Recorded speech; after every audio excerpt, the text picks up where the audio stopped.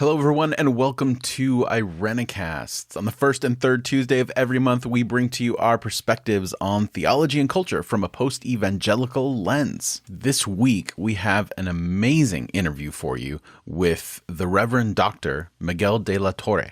And aside from the amazing content that you're about to hear in this interview that Rajeev conducted, it was recorded earlier this year, before the pandemic, before the murder of George Floyd, before all the Black Lives Matter protests that happened this year.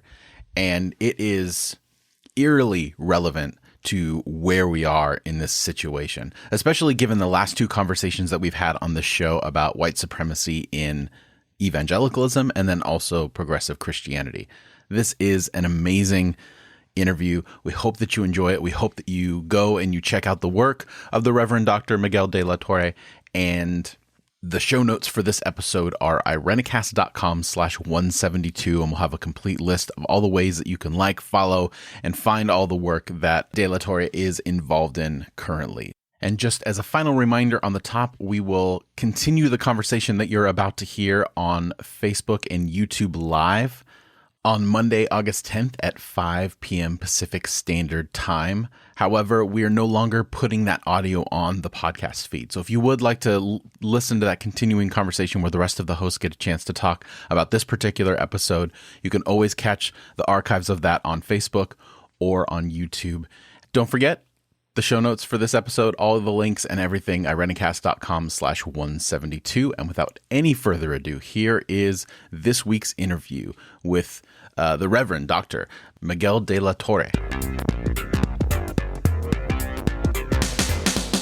Well, friends, very excited to have a special guest, somebody who I've admired from a distance and have been changed as a result of his work and example. The Reverend Dr. Miguel De La Torre. He's currently the professor of social ethics and Latinx studies at the Iliff School of Theology in Denver, Colorado. Dr. De La Torre is a recognized international Fulbright scholar who's taught courses globally. He's an advocate for the ethics of peace and has expertise on the intersections of race, class, gender, and sexuality. He's written a long list of books, edited, contributed, and articles as well. We will put a link to his website, drmigueldelatorre.com, in our show notes, so you can go there and get access to all of his good work and hopefully follow him on social media. Reverend Dr. De La Torre, welcome to Irenicast. So glad to be with you. You, sir, in a single body, are a powerful confluence of people, places, and experiences. I am really interested in hearing more about your early history. Well, I am what people today, I used to be what people today call an illegal alien, which, as you know, the term itself is somewhat racist. I came to this country when I was just a couple of months old.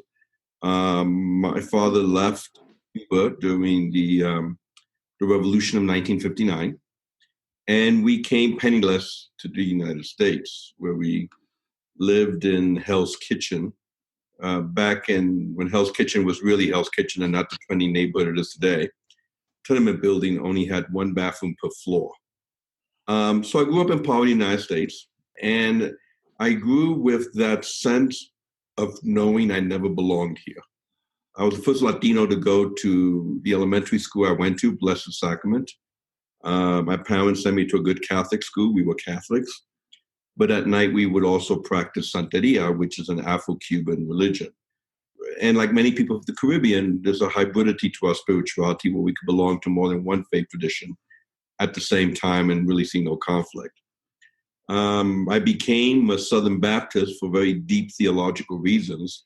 The young woman I wanted to go out with would only go out with me if I went to church with her on Sunday, and she happened to be a Southern Baptist. So that's how that worked out. But basically, grew up in poverty, grew up as a undocumented immigrant until I was about 11 years old. Then I became a U.S. citizen, and all my life I've always felt like I really never belong here. Well, that resonates so deeply, that never quite belonging. Where do you fit in? And that's a tough thing to explain. And to make matters worse, when I finally went back to Cuba, some 45 years after the fact that we left, I was made aware I don't belong there either. So you live in this in-between space of having no place really to call home. And how do you create your identity, your theology, your worldview from a space that has no roots? Right. Yeah, it's so complicated. And one of the things that I find difficult sometimes when I talk with trusted friends about this who don't understand, they feel hurt. They're like, well, we love you. Don't you feel like you belong with us? And it's a hard thing to say, well, sort of. So I that resonates deeply. One of the things you shared that I really wanted to touch on, the idea of hybridity when it comes to religious thought and having family history and personal history with Santeria. Most of our listeners know Santeria because of the Sublime song, and that may be it. Say a little bit more of how that has been with you or not been with you over time. Of course. First of all, the hybridity. A Eurocentric way of understanding religion is that you're either Catholic or you're Protestant. You're either Muslim or you're Hindu. You're either one thing or the other. Even within Protestantism, you're either a Presbyterian or a Methodist. You can't really be both. But for those of us who come from the Caribbean, we have learned how to belong to different faith communities, even contradictory communities, and yet live under tension of those contradictions. So it's not that I'm confused or that I don't really know my theology. It's more of a fact that I was a Catholic pretty much for the majority of my life. How can that not shaped me?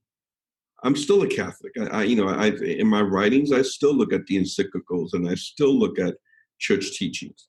As I mentioned, I was in Santeria, and again, majorly influenced my life. A lot of the work that I do is with Trickster images, and part of it is because in Santeria, my spiritual head happens to be Elegua, which is the African trickster or the Yoruba trickster. So that has not only influenced my life, but influenced my theology and has influenced how I do my social ethics.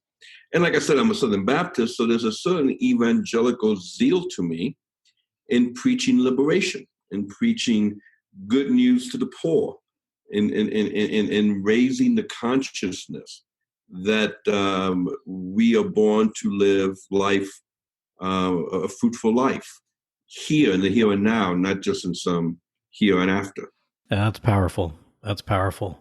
Another intersection between us too, I've talked to and have explored trying to find out my own family's pre-Christian identity.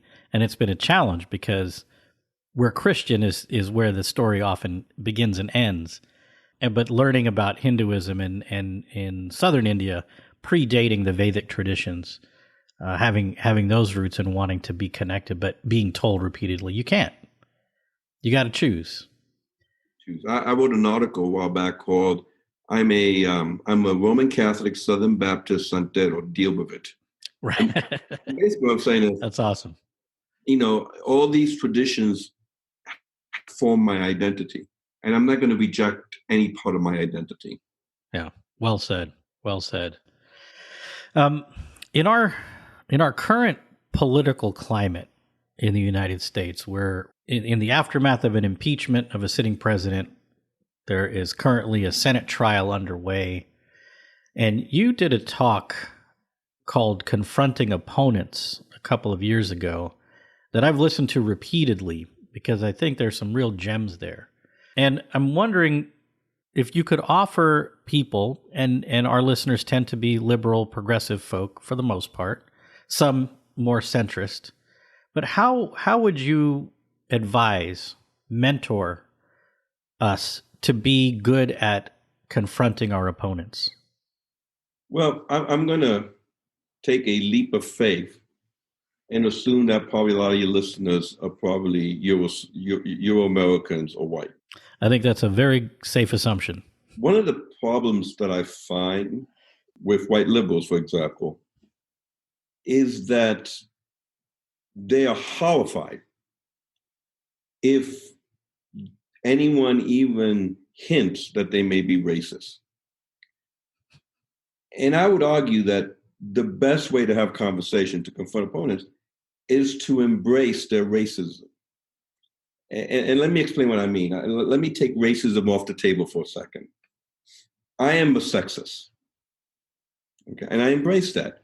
How can I not be a sexist in this culture? Not just the Euro-American culture, but the Hispanic culture. I was raised in a sexist environment. I have lived with male privilege all my life. Even when I march with women and say, "Go sisters," and I wear the pink hat, which is a very white symbol, by the way. But even if I wear that pink hat and I'm equal pay and stuff, the culture and the system is sexist for me. Thus, I am complicit with sexism every single day of my life. Now, we could say I'm a recovering sexist. I'm trying not to be sexist. And most days I succeed. A lot of times I fail because it's easier to keep quiet than to lose my male privilege. So this is my struggle. And I recognize that struggle. It's not something that I'm ashamed of. It's not something that I'm embarrassed of. It's just what it is. I'm trying to be a better person, and I always try to keep my sexism in check. So when I fall off the wagon and someone holds me accountable of my sexism, my first response is not to defend myself or not to begin, well, you know how many marches I marched with for women? And do you know how many times I've helped women? No, that may be true, but at this moment, I'm allowing my complicity with sexism to get the better part of me. And the correct response is, oh, damn, I screwed up again. Mm-hmm. Yeah, thank you. So let's go back to where I began, racism. Every one of your right listeners is a racist. How can they not be? Growing up in this culture, in this society. So embrace that. And let's work on becoming recovering racists. Mm-hmm. And just to be fair, your listeners cannot see me, but I'm a very light-skinned Latino. Mm-hmm. So I am also complicit with racist structures because the fact that I'm light-skinned opened up opportunities for me to get my PhD as opposed to darker-skinned Latinos, which there are very few dark-skinned Latino religion PhD professors. So again, I'm also complicit with this. And I think the sooner we embrace this and the sooner we realize our sin, our complicity with it, the sooner we can move to have some meaningful conversation. Yeah, that's powerful. That's powerful. And another angle on that is also being male, coming from a male-dominant, misogynist society, being brought up to be the head of everything. But having dark skin gives me a strange realization about what it is to be hated for no good reason and given credit for no good reason. And here's an interesting twist to this. You're male. Yep. So therefore, white women honestly could say, well, obviously you're a male, therefore you're sexist. And yeah, okay, we agree. But here's where I think white women are not in touch with their own biases. Many times I find in my community, there is this thing that somehow the sexism of men of color is somehow more brutal, more horrific than the sexism of white men. And I find this, even with something as simple as every time white people talk about, oh, that person's so machista, or there's such a, so much machismo. Machismo is a Spanish word. Mm-hmm. there were good English words for sexism, Right. i.e. sexism. Right. But by using machismo, it somehow is a worse form of sexism. Now, don't get me wrong. All sexism is horrific. No one ethnic group has a monopoly on doing it better or worse. Mm-hmm. Now, they all may be different, but they're all still damaging.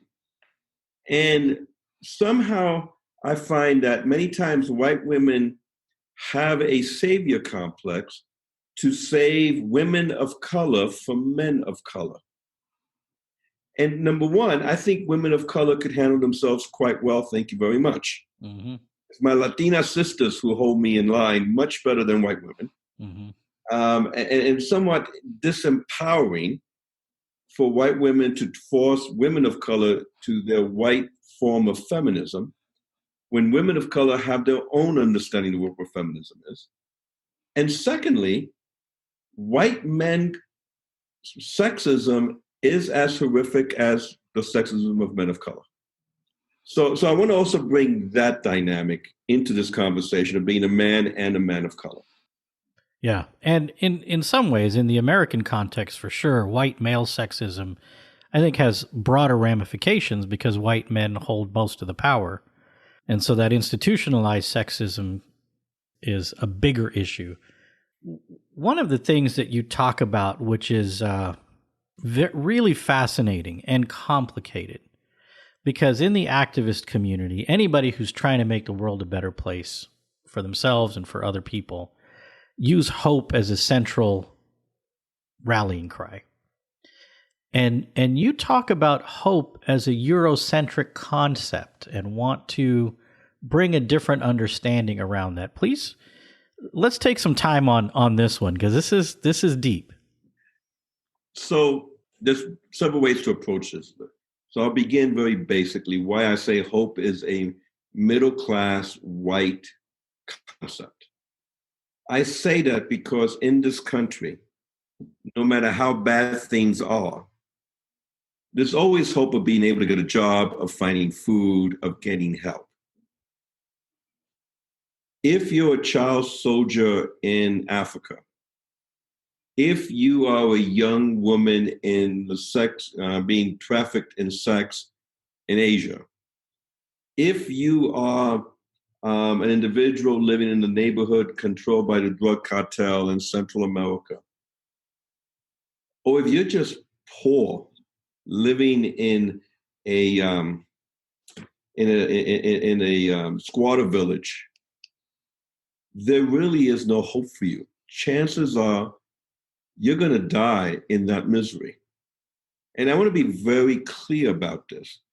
I learned this when I took a group of students to Cuernavaca, Mexico, and we took them to a squatter village. And at the end, we were debriefing, and one of my white female students said something like, I know it's horrible, but when I looked at the little girl, I saw the hope in her eyes. And my reaction was, I'm not sure what you saw in her eyes, but in another 5 years, she's going to be turning tricks to put food on the table. There is no hope for her. She will continue living in this shanty town. She will marry young or be prostituted young. She will have children. She will die young, and the children will continue living in the shanty town. The poor are going to continue getting poor. There is no hope for her, economic, political hope. There isn't. But by her embracing hope, she no longer had to deal with that situation because it would take care of itself. God would take care of it. We have hope in the future. Therefore, I don't have to worry about it. So for that reason, I say it's a privilege. It's a middle-class, full first world privilege because no matter how poor you are in the United States, you could always try to figure something out. Something could be done. In most of the two-third world, the vast majority of the global South, there are no agencies. There is nothing to help you. That's one aspect. The second aspect, when I went to Auschwitz, there was a sign over the gate that said, "Work will set you free." That was a hope that was instilled as I walk, as one would walk through those gates. That maybe I could survive this. If I keep my head down, if I don't make waves, if I don't make eye contact, maybe I'll survive this. The reality is the vast majority of people who walk through those gates ended up being incinerated. Hope becomes a way of controlling the oppressed. As long as you give the oppressed hope, then they may not rebel. But if I have nothing to lose, if I come to the realization that it is hopeless, I'm going to die anyway, and I have nothing to lose, that's when I become the most dangerous, because that's when I become the most revolutionary. And in this world where I'm trying to realizing that it is hopeless and we have nothing to lose. And now on a more theological, philosophical bent. Obviously, the book I wrote, Embracing Hopelessness, is a response to Jürgen Moltmann's book, The Theology of Hope. For Moltmann, as you know, the reason we have hope is because God keeps God's promises. At the end of history, I could look back at history and say, oh, I see how God kept God's promises all along. Unfortunately, I think I drank the postmodern Kool-Aid because I'm not quite sure that something like history actually exists. I really believe any one of us, given the opportunity to pick certain moments of time and string them together, create a history that justify whatever we want to do today. So history is whatever the historian says history is. And in the reciting of that narrative, or too often, the voices of the marginalized are never part of it. Secondly, besides the fact that I don't think there's such a thing as history, I'm not quite sure God always keeps God's promises. I mean, God promised the Jews that he would never abandon them. And yet, that's what goes on with the Holocaust. There's this beautiful book written by, called God on Trial, by the Nobel Peace winner, the name escapes me right now, I can't believe it, Russell, in where he basically said, he talks about an event that actually happened, and where in Auschwitz, a group of Jewish rabbis put God on trial for breaking covenant with the Jews. And at the end, they find God guilty. That resonates with me.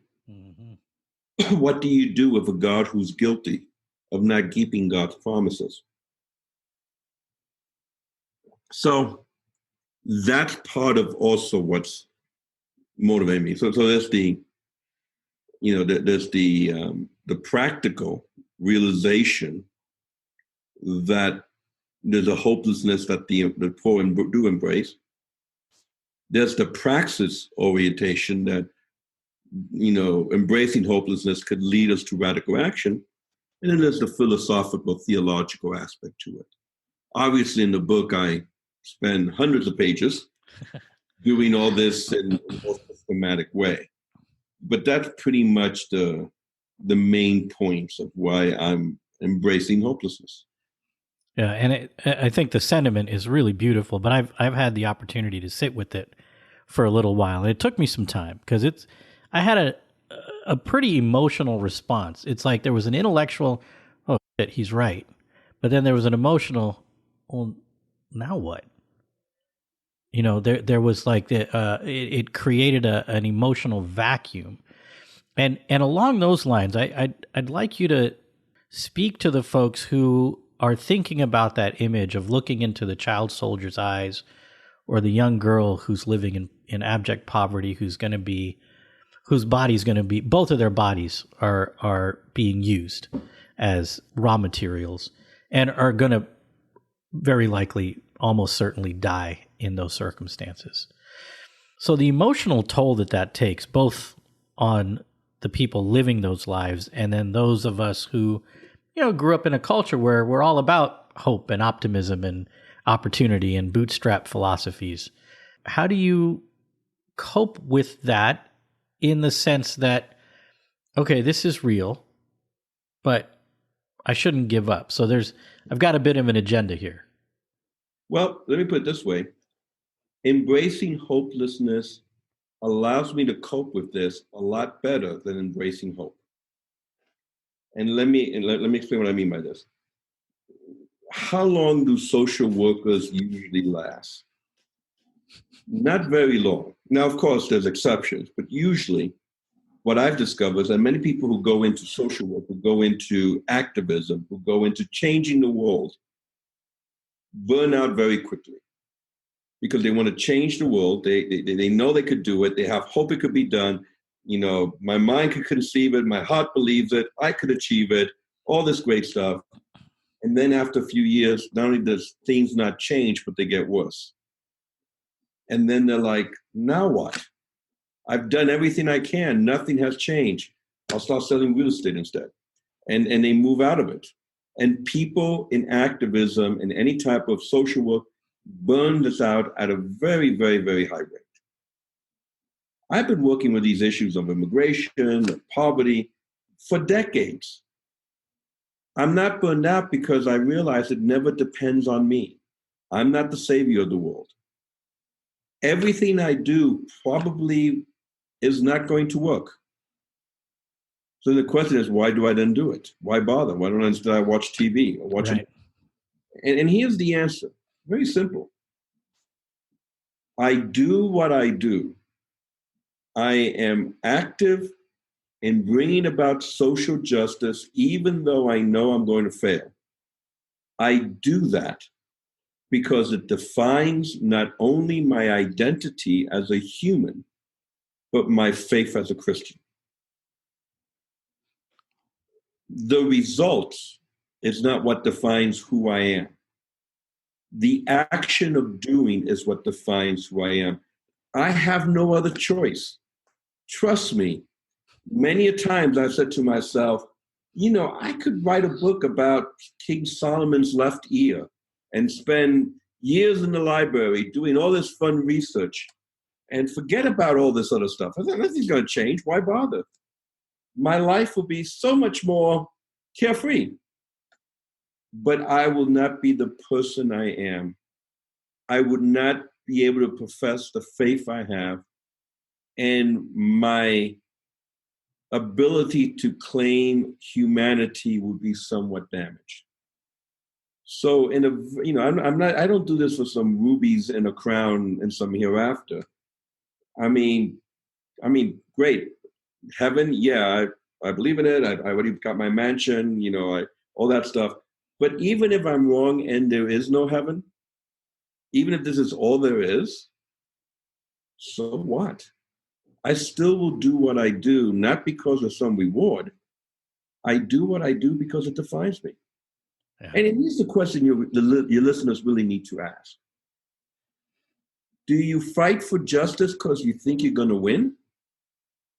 Or do you fight for justice because you have no other choice but to fight for justice? See, when you think you're going to win, everybody joins the bandwagon. So what? Do you fight for justice when you know you're going to lose? I do what I do because it defines me. That's the life motto right there. It really is. It's tough to distill some of these things down, but there's a lot there. And thank you for taking us through that pretty complicated arc of thought and giving us something to hang on to. And I personally recommend the book. We'll be putting stuff out there in the show notes as well. In your work around nonviolence, you also are very open about, like you have been about being sexist, your baggage, like we all have baggage.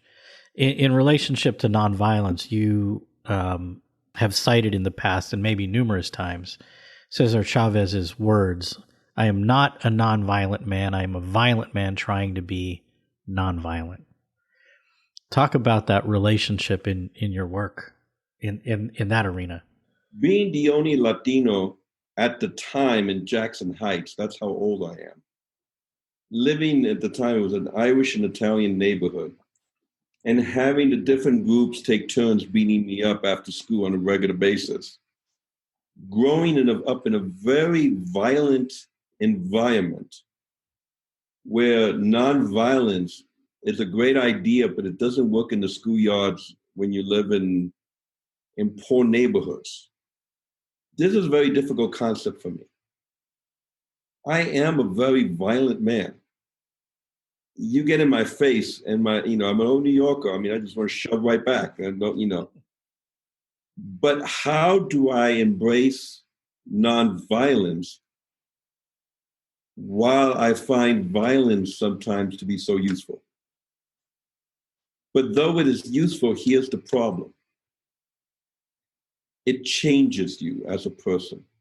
One of my favorite quotes, I think, of the Hebrew Bible is when King David wants to build a temple for God, and God says, no, you can't because you have fought too many wars.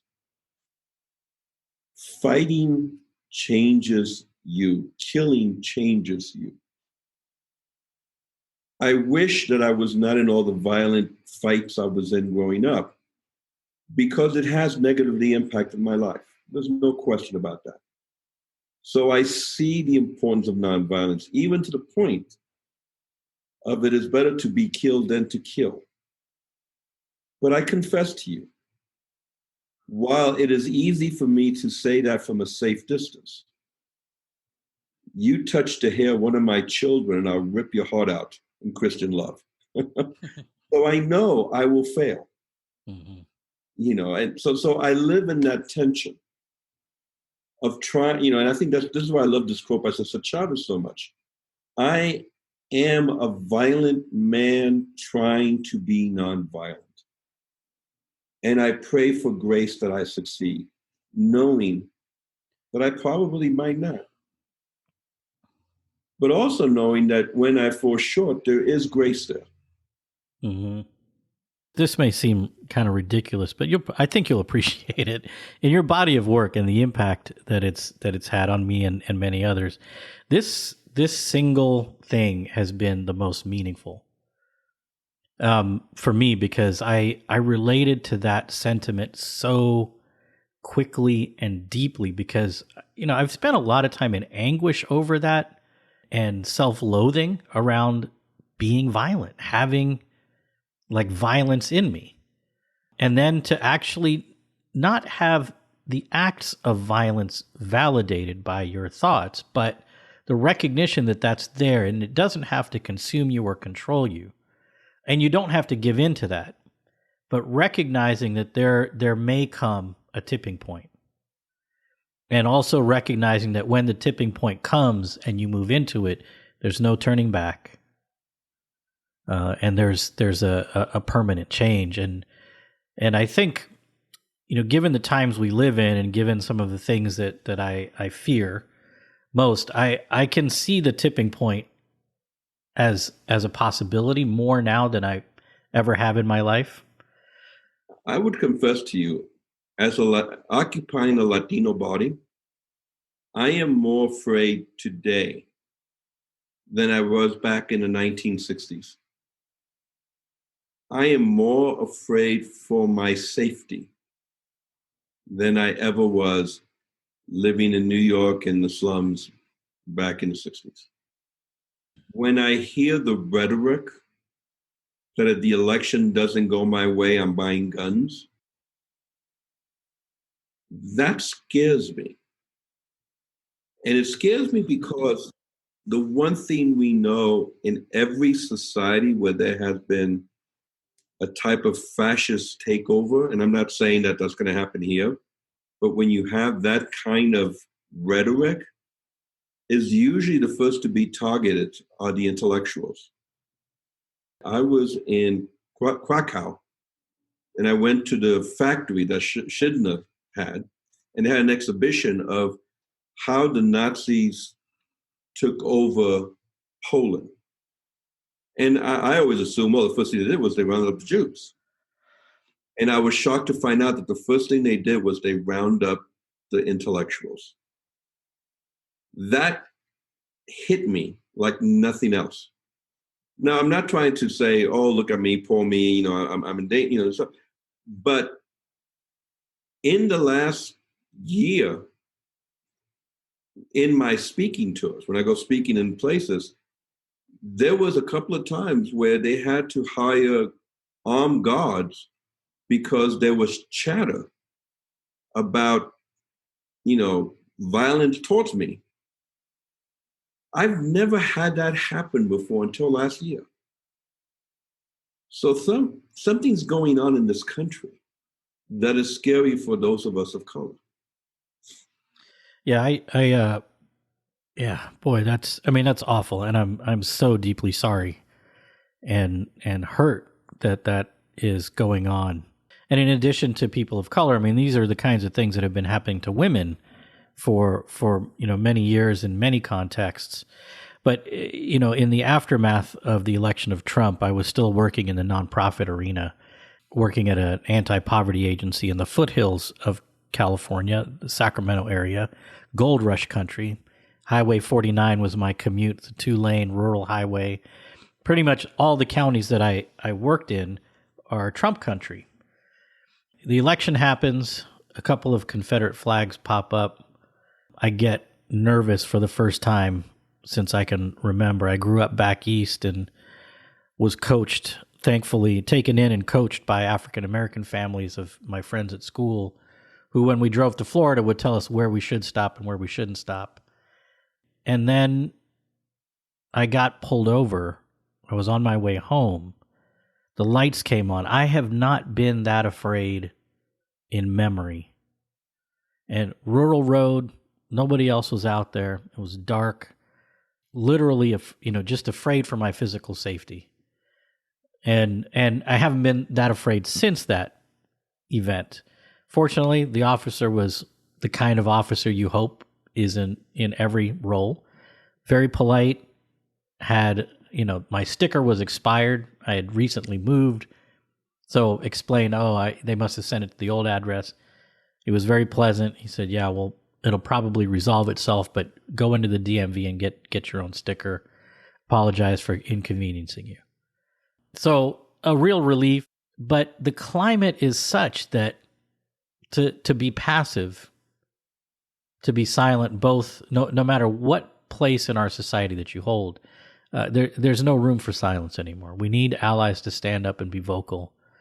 Yeah, it's hard to even speak of because I don't. As a male, I wasn't socialized to be afraid of anything. Same here. It was I was socialized to throw the first punch before anybody throws it at you.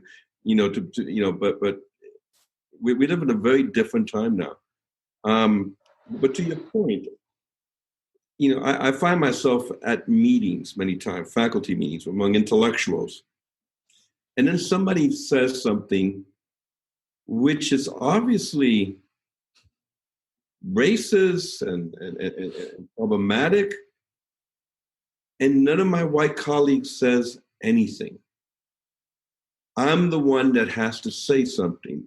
And quite frankly, I am tired of saying these things. It's time for our white colleagues to be the ones holding the kinfolks responsible for what they say. Mm-hmm. When that begins to happen, we'll start moving forward. Yeah. But it's not happening. Then what happens is, because I'm always saying, now wait a minute, hold it. Did you hear what you said? Then I become the angry Latino. Yep. And maybe some of your listeners will say, why is he so angry? I'm not angry. First of all, if I was, I have every right to be after living 60 years dealing with ethnic discrimination. But I'm not angry. I have pity for many of these folks. But if I could be labeled as angry, then everything I say could be dismissed. Right. And anything I say is not validated because after all, I'm angry. And I guess going back to my original point, what bothers me is that after meetings, a lot of these white colleagues come up to me, oh, this was terrible what so-and-so said. I just couldn't believe they said that. I'm so glad you said something. I feel like saying, well, why didn't you? Right. If you were so bothered by it also. Yeah. And and when it does happen, I've had a couple of instances where, in my case, a white friend or colleague speaks up on behalf of some racist nonsense, and it's like it's the sweetest thing. It just feels like, okay, it's one of those, the sky opens up moments, because they're rare. And in turn, one of the things that I work on quite a bit is trying to understand how masculinity can evolve. And one of the things men get called on a lot, men that identify as feminists, is to be the same kind of ally to women in those spaces, and to be able to stand up. And along those lines, you're talking about our formations a bit. How do you see and envision the evolution, not see like its existing trajectory, but how does masculinity need to evolve to be a better masculinity? Oh man. Using Christian language for a moment, I feel I have to crucify my sexism so I could become a new creature, because it is so much a part of me. The Christian concept of turning away from sin and crucifying your sin and becoming a new person, that's useful language, especially for those who happen to be Christian, because that's really what it takes. I have to become a new person. I really have to shed this male way of seeing, which is almost hopeless. Yeah. Because I'm so rooted in it. Mm-hmm. And I want to say, well, I'm looking at the young got it, yay for them. We're going to, have a much better world in the future because the young people. But then I also remember I grew up in the 60s with hippies and make love in the park and don't trust anybody over 30. And we're going to change the world because we're into peace and love. And many of them now are Trumpites.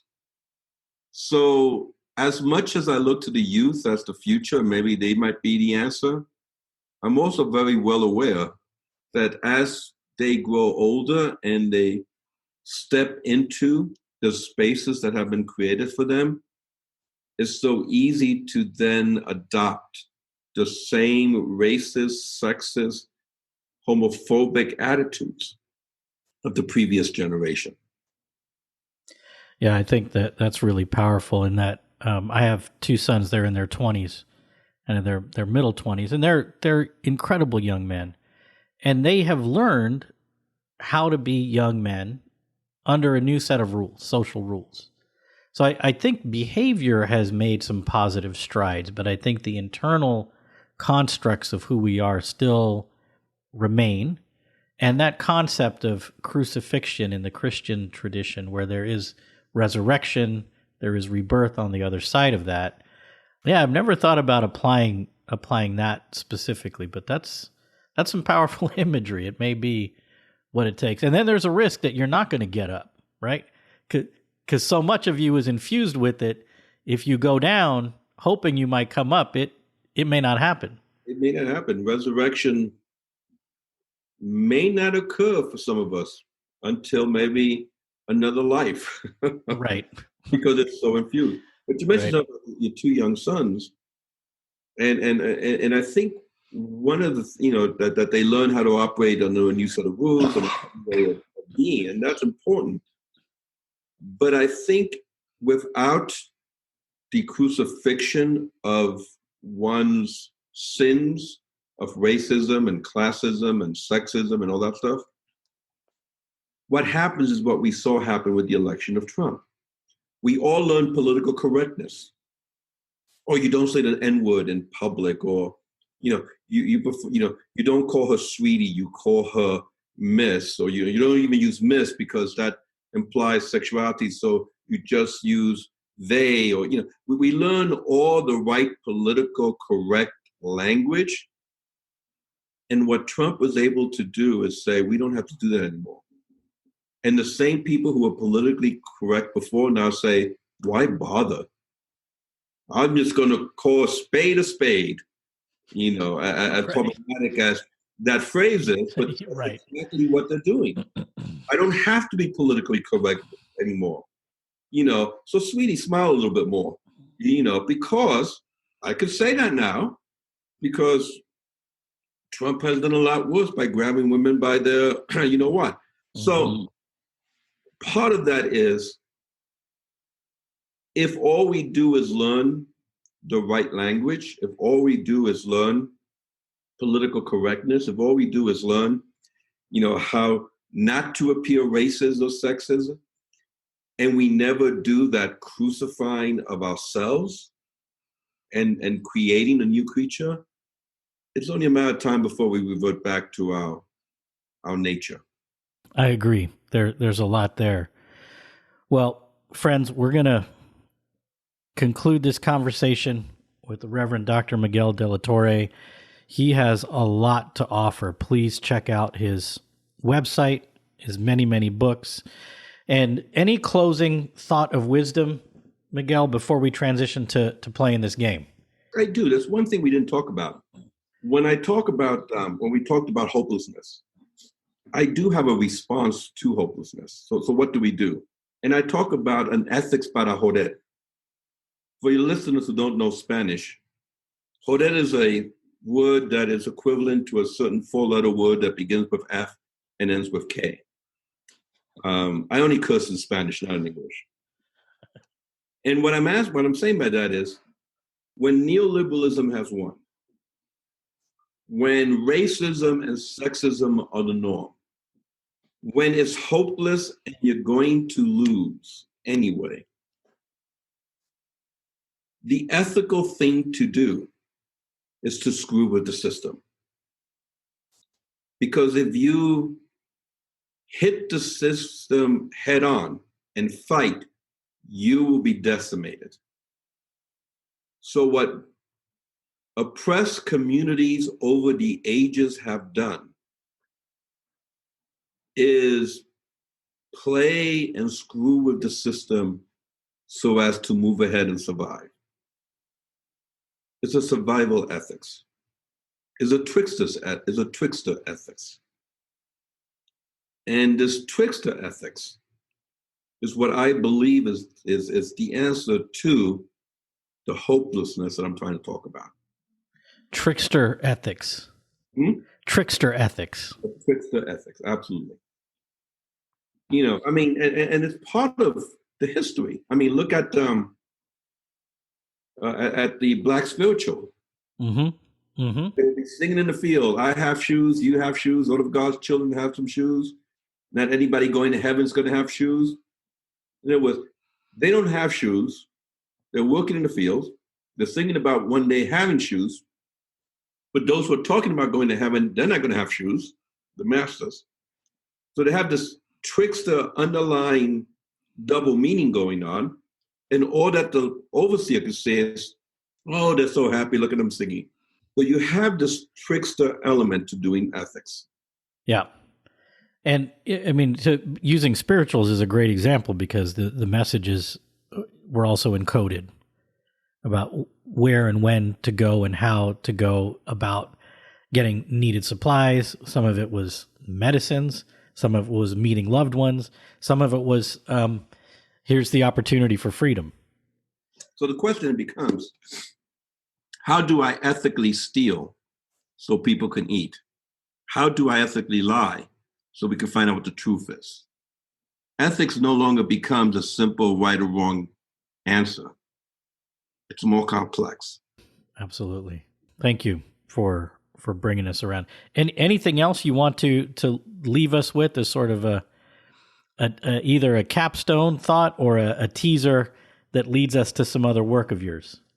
Well, I just published a book this year called Burying White Privilege, Resurrecting a Badass Christianity. Nice. Which these concepts. And it was so successful. It was not an academic book. It was written to a general audience that I'm now writing a follow-up, which is going to be called The Least of These, implementing a badass Christianity. Awesome. So I guess what I'm trying to get at is how do we do a badass Christianity? We'll have you back for that follow-up conversation. Definitely. I look forward to that. Are we ready to transition to this silly game? Of course. All right. So this game is called Over Under, and the rules of the game are pretty simple. I will throw out a name, a thing, something, and first you respond and you just say overrated or underrated and why you think that. Ready? First item, Muhammad Ali. Underrated. I think his work as a Muslim and his ideas of Islam are many times ignored. And if we could spend some more time on his faith as a Muslim, there is much there that could help us as a society better understand Islam in America. I totally agree. He is so desperately underrated. And the part of him that I pull out, because I love music, and one of the music genres I grew up with was hip hop, and he's a philosopher poet. I mean, if you actually listen to him, he's entertaining, his cadence is entertaining, but you listen to the substance of what he's saying, it's powerful. And I think a lot of that gets missed. Underrated in possibly every way. Okay, this one could pick a fight with a few people. Progressive Christianity. Overrated. And I say that because all Christianity needs to be progressive. The fact that you're using the word progressive as an adjective says there's something radically wrong. I would say overrated as well. And as a part of progressive Christian communities, it's not a theological problem, because I think that part is right. It is ever evolving. I mean, we're shown that throughout the history of our faith. But I would say overrated because of the incredible ineffectiveness when the dominant narrative is so antithetical to what gospel-believing Christians, social justice, Sermon on the Mount Christians, as it were, that message just seems to be non-existent. So in that sense, I would say overrated as well. Having history in Cuba, I thought this would be an interesting one, because a lot of people don't know that jazz is a big part of Cuban culture and history. Jazz, overrated, underrated? I have to say underrated, or else my wife would kill me. And I say this because she just dropped her jazz album. She's a Latina jazz composer. Wow. Classical Latina jazz. And she just dropped her album last year. She's writing her second album now. What's her name, and what's the name of the album? The name of the album is called Coño, C-O-N-O, but with a swing. Coño is a word used in many Latinx cultures for a woman's vagina. And the reason she calls it that is because jazz composition is only men and women are locked out. And she's saying, I'm here, deal with it. He also has that spirit of fighting back. But her music is all instrumental. She writes the music, her band played it. She goes under the name La Cocodrila, the female crocodile. Nice. On Spotify and iTunes and all that stuff. Her music has been playing all over the world. So that's awesome. So obviously, if you say jazz, if I was to say overrated, I would have to find a new place to live. Well, I agree with you for lots of different reasons, but I'm going to listen to the album and we'll probably agree as well. But it is such an underrated art form. Really, most music that we listen today are all children of jazz, and yet we don't know the history that well. Final one, and this is a recurring theme with me: avocado toast. Definitely overrated.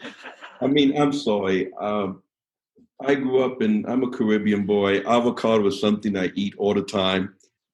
The idea of paying, $9.99 for some avocado and a piece of bread, only among a certain group of people. I mean, don't get me wrong. I like to make it. I eat it, but yeah, I'm so with you. It is so ridiculously overrated. It's yeah. It's, to me, it's amazing that it's actually a thing. Yeah, I mean, like I said, eating avocado with all my meals was like what you do. Right. And in California, there's a degree of that as well, but California is very guilty of perpetuating the avocado toast hoax. So there we have it. Well, thank you very, very much, Miguel, for spending your time with us, and look forward to staying in touch via your work and have you back. We're going to wait for that second book so we can learn how to be badass Christians. And you. It was a pleasure being with you today. Awesome. Thank you so much. Bye now.